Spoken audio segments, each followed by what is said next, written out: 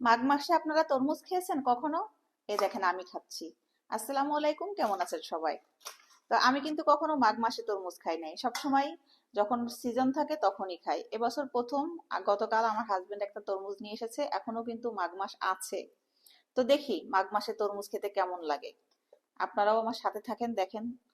তো একটার ভিতরে আরেকটা থাকার কারণে আমার কাটতে একটু অসুবিধা হচ্ছে।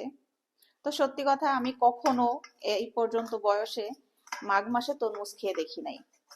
আসলে শীতের সময় কিন্তু এই সমস্ত জিনিস ভালোও লাগে না। যখন যেটা সিজন তখনই কিন্তু সেটা ভালো লাগে।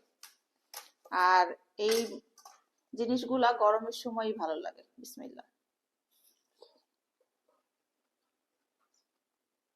খারাপ না কিন্তু।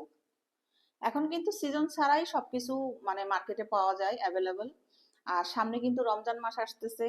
তো এর আগে যেহেতু মার্কেটে এগুলো চলে আসছে, আলহামদুলিল্লাহ রমজান মাসে খাওয়া যাবে। তো যেহেতু আনসিজনে পাওয়া গেছে, সেহেতু কালারটা কিন্তু খুব একটা ভালো আসে নাই। কিন্তু হ্যাঁ, মিষ্টি আছে। এবং সিজনিয়াল তরমুজে যেমন একটা ঘ্রাণ থাকে, সেরকম ঘ্রাণও আছে। আর খেতে কিন্তু খুব একটা খারাপ না। মিষ্টি আছে, দানাদার আছে না, তরমুজে যেমন একটা দানাদার থাকে, দানাদারও আছে। আলহামদুলিল্লাহ মজা আছে। তো যারা যারা, যেহেতু বাজারে উঠেছে, অবশ্যই অনেকেই কিনে খাচ্ছেন।